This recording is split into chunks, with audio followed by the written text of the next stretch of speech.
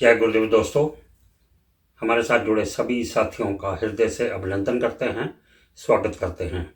आज मात्र 19 मिनट की इस वीडियो में डॉक्टर चिन्मय पांड्या गायत्री मंत्र का वैज्ञानिक एक्सप्लेनेशन बता रहे हैं। इस वीडियो में से कई अंश निकालकर हम अपने चैनल पर शॉर्ट वीडियो के फॉर्म में प्रस्तुत कर चुके हैं। अगर लाखों ना कहिए तो हज़ारों लोगों ने उन वीडियोस को देखा है, कमेंट भी किया है और सराहा भी है। लेकिन छोटे छोटे क्लिप्स देखकर उनमें से निकाल कर जो कंटेंट दिया गया उनको देखना और बात है, लेकिन वैज्ञानिक पक्ष अगर देखना है या किसी भी चीज़ को विस्तार से देखना है तो अगर हम शुरू से अंत तक उसको देखते हैं तभी इसका पूरी तरह से हमें समझ आने की संभावना होती है। इसीलिए हमने आपको ये निवेदन किया है कि इस वीडियो को, चाहे आपने हमारे अनेकों साथियों ने पहले भी शॉर्ट वीडियोस के माध्यम से इस वीडियो को देखा हुआ है, लेकिन एक बार फिर पूरी तरह से इस वीडियो को देखना बहुत ही लाभदायक रहेगा। जय गुरुदेव। हम क्या करते हैं महत्वपूर्ण नहीं है, क्या बन जाते हैं महत्वपूर्ण है। यदि व्यक्ति श्रेष्ठ बन गया तो जो भी करेगा वो श्रेष्ठ होएगा। कलाम साहब की स्पीच लोग सुनते हैं इसलिए नहीं कि स्पीच के अंदर कुछ है, इसलिए कि वो कलाम साहब कह रहे हैं। व्यक्ति यदि कहता है तो उसके कहने का मूल्य हो जाता है। यदि हम तप जाते हैं तो लोहा तप जाता है तो क्या बन जाता है, फौलाद बन जाता है। वही धातुएं खदान के अंदर से निकल करके आती हैं तो कोई मूल्य नहीं होता, कबाड़ी उठा के ले जाता है। पर उसी लोहे को हमने तपा दिया है तो फौलाद बन गया। दूध को तपा देते हैं घी बन जाता है, सोने को तपा देते हैं तो कंचन बन जाता है, कोयले को तपा देते हैं हीरा बन जाता है। उस तपने के बाद चीज़ की गुणवत्ता और मूल्य बढ़ जाती है। हम अपनी गुणवत्ता को बढ़ाएं। हम हमारे अंदर वो ISO का स्टैंडर्ड लगा करके अपने आप को आगे लेके चल रहे हैं कि साहब इस व्यक्ति का स्टैंडर्ड थोड़ा बढ़ गया है, इसके अंदर का व्यक्तित्व तो तप गया है, इसके अंदर अब वही वाली लोहे की नहीं रह गई है, इसके अंदर अब जो है इस्पात आ गया है, इसके अंदर जो है अच्छे से स्टील आ गया है, इस व्यक्ति के अंदर व्यक्तित्व के अंदर वजन आ गया है। और वो आता है यदि व्यक्ति नवरात्रि की ऊर्जा को गंभीरता के साथ धारण कर पाने की स्थिति में होता है। यदि हम लोग हीरा बन जाते हैं दोस्तों तो जौहरी अपने आप हमें ढूंढ लेता है।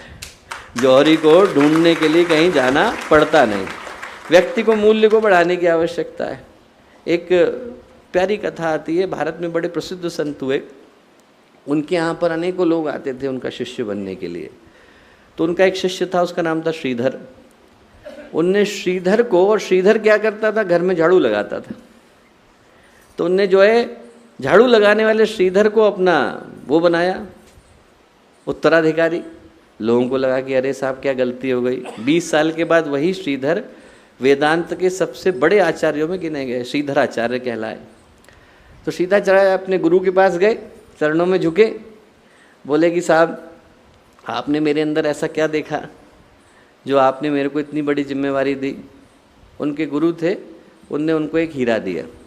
बोले एक काम कर बेटा, तो बाज़ार में जा, लोहे वाले से इसका दाम पूछना, सब्जी वाले से पूछना, कपड़े वाले से पूछना और जौहरी से पूछना, फिर मुझे आके बताना। गया वो, लौट के आया, क्या बोला? बोले लोहे वाला तो 10 रुपये दे रहा था, सब्जी वाला 15 रुपये दे रहा था, कपड़े वाले ने 20 रुपये दिए। जौहरी ने क्या कहा? जौहरी ने कहा दुकान भी बिक जाएगी तब भी इसका मूल्य नहीं दे सकता हूँ।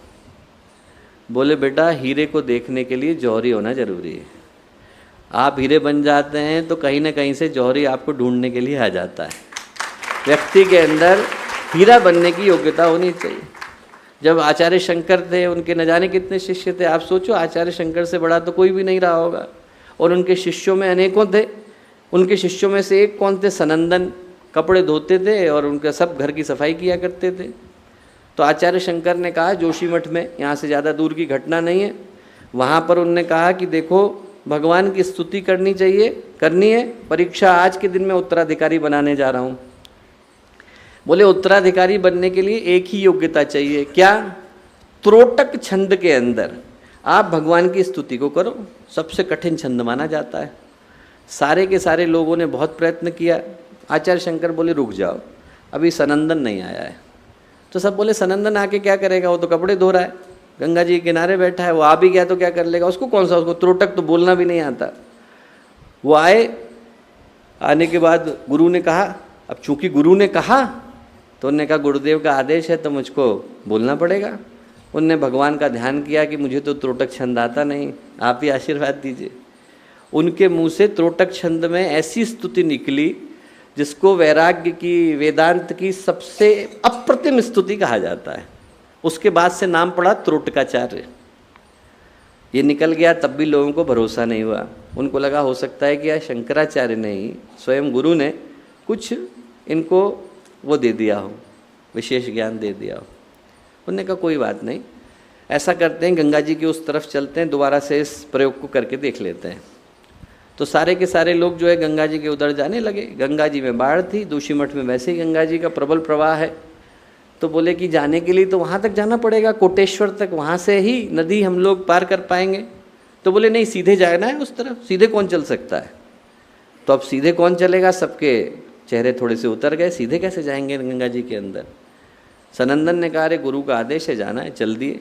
जहाँ जहाँ पैर रखते वहाँ पर गंगा जी के अंदर से कमल निकल आते। उनको पूरा भार जो है वहन करके गंगा जी उस तरफ ले गई। उसके बाद से पद्म पादाचार्य कहलाए, पैरों के अंदर से कमल निकल आए। तो यदि व्यक्ति के अंदर योग्यता होती है तो मुंह से त्रोटक छंद भी निकलता है और पैरों के नीचे कमल भी निकलता है। साधना का उद्देश्य है वो क्या, उन प्रारब्ध कर्मों को दग्ध करना जो अभी तक फलित नहीं हुए, जो स्वरूप पाने वाले हैं, उन सारे बीजों को पहले ही जला देना। और इससे कोई संबंध नहीं है कि हम लोग जीवन के किस मोड़ पर है। हमारी उम्र कुछ भी हो सकती है पर अगला जीवन तो हमारे सामने है। आज जिन चीज़ों को हम दग्ध करने जा रहे हैं वो अनंत यात्रा में, आत्मा की अनंत जन्मों की श्रृंखला की यात्रा में कभी न कभी तो स्वरूप पाने वाले हैं। तो यदि व्यक्ति उनको जलाता चला जाता है तो आने वाले भविष्य को निखारता चला जाता है। और वो जो ऊर्जा है वो लौट करके आती है। जितनी जरूरी है कर्म को दग्ध करने के लिए उतनी लगती है और बाकी की आकर के व्यक्ति की गुणवत्ता को बढ़ाती है। कितनी ऊर्जा की आवश्यकता है, प्रश्न उभरता है। तो कुछ बीमारियां तो ऐसी हैं दोस्तों जिनके लिए आप 2 दिन गोली खाओ ठीक हो जाते हैं, और कुछ ऐसी हैं कि आदमी को ज़िंदगी भर खानी पड़ती हैं। डायबिटीज़ है, ब्लड प्रेशर है, लिपिड की बीमारी है, अब ज़िंदगी भर गोली खानी पड़ेंगी। तो जो प्रारब्ध कर्म है उनके लिए तो व्यक्ति को अनवरत प्रयत्न करना पड़ता है। जो सिर्फ फलित संस्कार है उनके लिए कुछ दिनों की साधना पर्याप्त हो जाती है। महादशा आने वाली है, 6 महीना पहले प्रयत्न किया जाए तो उसको थामा जा सकता है। बीच की है तो आप 3 महीने के प्रयत्न से थाम सकते हैं, और यदि प्रत्यंतर है तो आप 15 दिन के प्रयत्न से थाम सकते हैं। प्रश्न इस चीज़ का है कि उसके लिए प्रयत्न कितना पहले शुरू किया गया। जितना पहले किया गया उतना उसके वेग को थाम पाना संभव हो पाता है। और वो करने के लिए इस संसार में ऊर्जा कहाँ से आती है, 2 ही तरीक़ों से आती है। पहला, जो हमारे ऊर्जा को बिखेरने वाले साधन हैं उनको व्यक्ति रोकता है। आपके पास पैसा है तो पैसे को इकट्ठा करने के 2 तरीके हैं। या तो आदमी पैसे उड़ाने के तरीके को कम करे या पैसा कमाने के तरीकों को ज़्यादा करे। हमारी यदि थाली के अंदर छेद है तो हम कितना भी पानी डालेंगे नीचे से निकल जाएगा। बाल्टी को यदि आदमी उससे भरने की कोशिश करे जिस लोटे के अंदर तली नहीं है तो कभी भर नहीं पाएगा। एक तरफ का मार्ग तो वो है जिससे उस ऊर्जा को रोका जाता है जिसका क्षय संभव है, और एक मार्ग वो है जिसके माध्यम से उस मार्ग को खोला जाता है जहाँ से ऊर्जा आ सके। और ये दोनों मार्ग क्या कहलाते हैं? एक का नाम है तप, दूसरे का नाम है तितिक्षा। तितिक्षा का उद्देश्य है उन चीज़ों को रोकना जहाँ से ऊर्जा का क्षय संभव है। मौन के अंदर रहना, एकांत के अंदर रहना, उन तपों को करना जिनको पूज्य गुरुदेव ने कहा। आप गायत्री महाविज्ञान के अंदर पढ़ेंगे तो 12 तरीके के तप गुरुदेव ने बताए। उन सारे तपों का उद्देश्य क्या है कि ऊर्जा के बहने के तरीकों को रोकना, बाहर की तरफ न बह जाए, अंदर की तरफ रुक जाए। दूसरा वो तरीका है जिसके माध्यम से हम लोग अपने अंदर ऊर्जा को जन्म देते हैं। जन्म देने के लिए सबसे श्रेष्ठ तरीका क्या है? मंत्र। जो गायत्री का मंत्र है उसके अंदर इतनी सामर्थ्य, इतनी शक्ति विद्यमान है कि जब वो जाकर के हमारे शरीर के अंदर टकराती है तो उस ऊर्जा को जन्म देती है जिसकी कल्पना भी कर पाना संभव नहीं। इतनी ज़्यादा ऊर्जा निकलती है। इस जगह में जो मंत्र के पीछे का ज्ञान है वो बड़ा सरल है, घर्षण का विज्ञान है। आपको इस जगह पर कहीं पर भी ऊर्जा को जन्म देना है तो दो चीज़ों को परस्पर टकराना पड़ता है। ये दोनों टकराएंगे तो आवाज़ निकलेगी। मैं यदि इसको घिसूंगा ऊर्जा आएगी, पत्थर से पत्थर घिसा जाएगा तो आग निकल आएगी। जहाँ पर भी आप घर्षण करेंगे वहाँ पर ऊर्जा जन्म लेती है। और जब शब्द निकलते हैं और वो शब्द इस तरह से पिरोए गए होते हैं कि उनके अंदर दिव्य स्वर भी है और लौकिक स्वर भी है, तो वो जिस ऊर्जा को जन्म देते हैं उसका प्रभाव न केवल इस संसार के अंदर पड़ता है बल्कि उस संसार पर भी पड़ता है जो हमें दिखाई नहीं पड़ता। इस संसार में दो तरह के शब्द हैं, एक को हम लोग बोलते हैं अनाहत, एक को बोलते हैं आहत। जितने दिव्य स्वर हैं अनाहत कहलाते हैं। ना सदासीनो सदासीत तदानीम नासीद रजो न व्योमा परोयत किमावरी वह कुवश्य शर्मनंभ किमासीत गहनम गभीरम न मृत्युरासीत अमृतम न तर्री न रात्रयान्न आसीत प्रेका। नासदी सूक्त ऋग्वेद में आता है कि सबसे पहले इस धरती पर क्या आया? आकाश आया।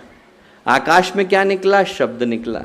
वो शब्द किस तरह का था? दो तरह का था, एक वो जो अनाहत है, एक वो जो आहत है। आहत का मतलब इस संसार के जितने स्वर हैं उसमें किसी न किसी को आहत करना पड़ेगा। मेरी जो जीभ है वो तालू से जाकर टकराएगी तो आवाज़ निकलेगी, दोनों हाथ टकराएंगे तो ताली आएगी, ये टकराएगा तो चुटकी आएगी, पर किसी न किसी को किसी न किसी से टकराना पड़ेगा तब जाकर इस संसार के सारे शब्द निकलते हैं। ये क्या कहलाते हैं? आहत, लौकिक, इस लोक के अंदर बने। और वो स्वर जो अपने आप निकल करके आए, जैसे धरती अपनी धुरी पर घूम रही है तो किसी ने घुमाया थोड़े, अंतरिक्ष के अंदर घूम रही है। वो जो अंतरिक्ष के अंदर घूम रही है और एक स्वर को जन्म दे रही है उसको शास्त्र कहते हैं अनाहत है, अलौकिक है, दिव्य है। और ऐसा दिव्य स्वर कौन सा है? ओम। इसीलिए वर्णमाला में उसको हटा करके रखा गया। जब उस ओम को हम लोग बोलते हैं उसके बाद दो चीज़ें जरूरी हो जाती हैं, बीजाक्षर होना चाहिए और मंत्राक्षर होना चाहिए। जो बीज अक्षर हैं भू भुवः स्वः, उनका क्या अर्थ है? भू का मतलब भूलोक, भुवः का मतलब भुवन आकाश, स्वः का मतलब स्वर्गलोक सुवह। ये तीनों लोकों तक इस मंत्र की ऊर्जा पहुंचे। ऐसा कोई क्षेत्र शेष नहीं रह गया जहां तक इस मंत्र की आवाज नहीं जाएगी। हमने परमात्मा को पुकारा और दिव्य स्वर के माध्यम से ये कहा कि सारे लोकों तक इस मंत्र का प्रभाव पहुंचना चाहिए। फिर लौकिक स्वर आते हैं, तत्सवितुर्वरेण्यम भर्गो देवस्य धीमहि धियो यो नः प्रचोदयात्। और ये जो लौकिक स्वर हैं वो ऋषि के द्वारा देखे गए, विश्वामित्र के सामने घटे, धरती पर अवतरित हुए, वैदिक ज्ञान को लेकर के आए। ऋषियों ने लिखा नहीं, ऋषियों के सामने इनका अनावरण हुआ, पर्दा खुल गया, सत्य प्रकट हो गया, उद्घाटित हो गया और वहाँ से आया। अब जब ये शब्द हमारे मुंह से निकलते हैं, शब्द ने जन्म लिया तो क्या होता है? शरीर से ऊर्जा निकलती है। जैसे ही ये टकराएंगे तो यहाँ से तरंगे निकलेंगी, तरंगे निकलेंगी तो कहाँ जाके टकराएंगी?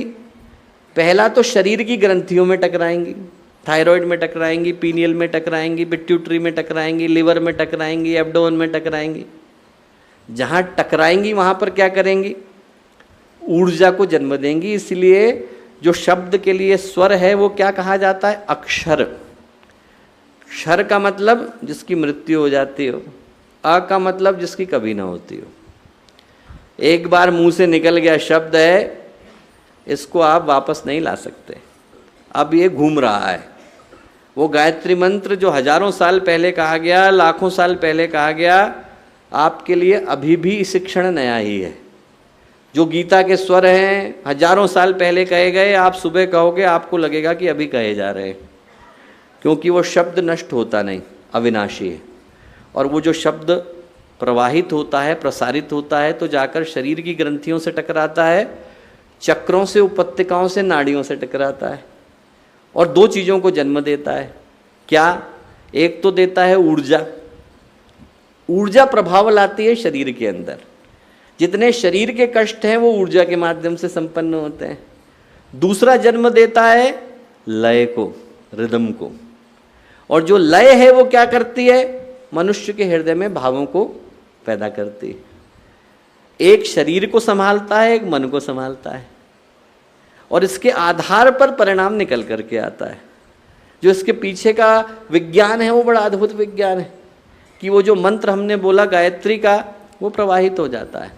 इसीलिए दशरथ जो हैं वो शब्द भेदी बाण के माध्यम से श्रवण कुमार के ऊपर चला देते हैं। इसीलिए आदित्य हृदय स्तोत्र होता है तो भगवान उसके माध्यम से रावण की नाभि पर प्रहार कर देते हैं। इसीलिए अथर्ववेद के मंत्रों के माध्यम से चाणक्य घनानंद को पद्दलित कर देते हैं, क्योंकि वो जो मंत्र निकलते हैं तो वो वैसे ही प्रभाव छोड़ करके आते हैं जैसा इस जीवन के अंदर, स्थूल जगत के अंदर हमें दिखाई पड़ता है। हो सकता है हमें पता हो सकता है न पता हो।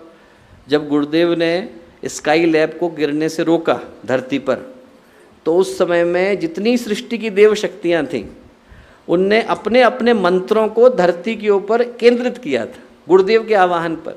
वो सारे के सारे मंत्र आकर के खड़े हो गए। जो मंत्र आपको हमको लगता है जैसे यज्ञ पुरुष के रूप में जाते हैं, वैसे ही मंत्र देवता के रूप में जाने जाते हैं। इनके अपने रंग हैं, इनके अपने वर्ण हैं, इनके अपने आयुध हैं, इनके अपने वाहन हैं। ये लगभग वैसे ही हैं जैसे हमारे शरीर हैं। और यदि इनको कह दिया गया और भगवान शिव ने कह दिया है कि हमारे मंत्र को वहाँ पर जाकर के प्रतिष्ठित होना है, तो मंत्र तब तक वहाँ खड़ा रहेगा जब तक उसको वापस आने के लिए नहीं कहा गया है। और वो पूरी सुरक्षा को जन्म देता है। गुरुदेव ने आवाहन किया, नहीं तो धरती उसी समय में नष्ट हो गई होती। गुरुदेव ने आह्वान किया, सारी देव शक्तियों ने अपने अपने मंत्रों को धरती के ऊपर प्रतिष्ठित किया। इस आशय के साथ प्रतिष्ठित किया कि धरती के ऊपर वो संकट ना आए। मंत्रों के अंदर इतनी शक्ति है। ये जो अनुष्ठान का विज्ञान है, प्रारब्धों को काटने का, दुष्कर कर्मों को काटने का विज्ञान है। ऊर्जा जाती है, उन बीजों को दग्ध करके आती है जो कर्म कभी फलित हो सकते थे। जो बच जाती है आकर के हमें तपाती है। उसके आधार पर दो ही चीज़ें रह जाती हैं, या तो ऊर्जा को बचाएं या ऊर्जा को पैदा करें। बचाने के लिए तितीक्षा का पथ है, पैदा करने के लिए तप का पथ है। जो तप का पथ है वो मंत्र के माध्यम से ऊर्जा को जन्म देता है। मंत्र के लिए शब्द महत्वपूर्ण है। शब्द निकला तरंगों के रूप में जाता है, जहाँ टकराएगा वहाँ विस्फोट करता है, विस्फोट करेगा तो ऊर्जा जन्म लेती है, लय भाव जन्म लेते हैं, मनुष्य के अंतःकरण को बदलते हैं, मनुष्य के शरीर को और मन को और व्यक्तित्व को सुरक्षित करते हैं। जो इसके पीछे का विज्ञान है बड़ा अद्भुत विज्ञान है। और इसीलिए बार बार कहा जाता है कि जब साधना करे तो व्यक्ति पूर्ण एकाग्रता के साथ करे। जितनी हमारी एकाग्रता लगती है उतना ही ज़्यादा तीव्र परिणाम निकल करके आता है। दिखता नहीं है पर उसके परिणाम को काट पाने की व्यवस्था इस संसार में और किसी के पास है नहीं। अंतिम कथा सुना करके बात को समाप्त करूंगा। माधव निदान आयुर्वेद में एक बड़ा प्रसिद्ध ग्रंथ आता है, माधवाचार्य ने लिखा। उनने गायत्री के महापुरुष चरण करे 12। उनको लगा कि शायद परिणाम नहीं आ रहा है। आप सोचो, 12 पुरुष चरण करने के बाद उनको लगा कि शायद परिणाम नहीं आ रहा है। काल भैरव की उनने साधना शुरू करी। 2 ही 3 दिन हुए कि भैरव सिद्ध हो गए। आवाज़ आई कि जो मांगना है मांगो। माधवाचार्य ने कहा कि कौन बोल रहा है? बोले मैं भैरव बोल रहा हूँ। कहाँ हैं आप? दिख नहीं रहे। तुम्हारे पीछे खड़ा हूँ। तो पीछे क्यों खड़े हैं, सामने क्यों नहीं आ रहे?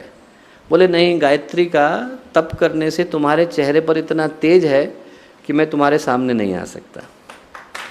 माधवाचार्य बोले कि जब आप सामने नहीं आ सकते तो इच्छाएं कैसे पूरी करेंगे? वापस लौटे। जो गायत्री के पुरस्चरण छूट गए थे उनको पूरा किया।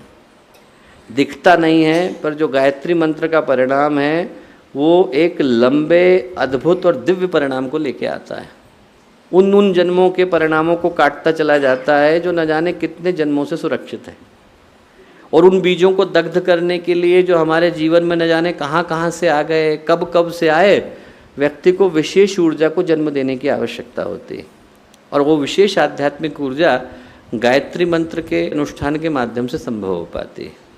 इसलिए यही प्रार्थना कि जब इस तीर्थ स्थल में पूज्य गुरुदेव के शरण में इतनी महत्वपूर्ण साधना को करने का अवसर मिला, तो हर साधक से यही निवेदन कि स्थिर चित्त के साथ, शांत मन के साथ जितना ज़्यादा लाभ इस समय का हम लोग ले सकें उतना लेने का प्रयत्न हमें करना चाहिए। जीवन में पूर्ण परिणाम आए, ज़्यादा से ज़्यादा व्यक्ति कमा करके जाए, लंबे समय के लिए सुरक्षित करके जाए, संरक्षित करके जाए, इस ऊर्जा का सुनियोजन कर पाने की सामर्थ्य हमारे अंदर आए, ऐसी प्रार्थना हमें इस अनुष्ठान के माध्यम से करनी चाहिए। और ये हर साधक के जीवन में संभव हो सके, ऐसी प्रार्थना हम लोग गुरु सत्ता से करते हैं। सभी को इतनी देर तक इन बातों को, जो गुह्य भी हैं, गूढ़ भी हैं और थोड़ी जटिल भी हैं, उनको सुनने के लिए धैर्य के साथ सभी को बहुत सारा साधुवाद, धन्यवाद, शुभकामनाएं और मंगल कामनाएं।